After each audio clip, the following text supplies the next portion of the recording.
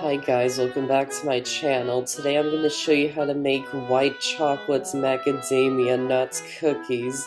So let's get started. First, preheat the oven to 375 degrees. Then in a small bowl, add in the flour, baking soda, and salt. And whisk them together until they're combined, and set it aside for now. Then in the bowl of a stand mixer, or you can use an electric hand mixer, add in the softened butter, sugar,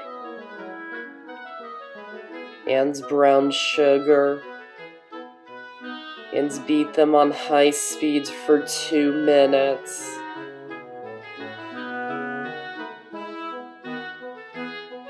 Then turn down the speed and add in the egg and vanilla extract and beat it on high speed for another 2 minutes.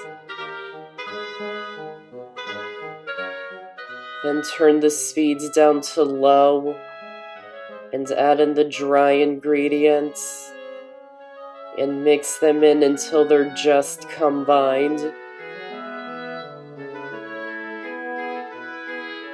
Then add in the chopped up white chocolate, or you can use chocolate chips, and the chopped macadamia nuts, and mix them in until they're combined.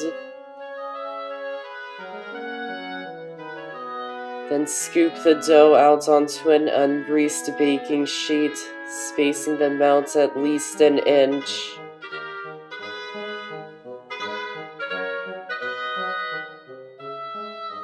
Then bake them in the oven for about 8 to 10 minutes, or until they're just barely starting to turn brown around the edges.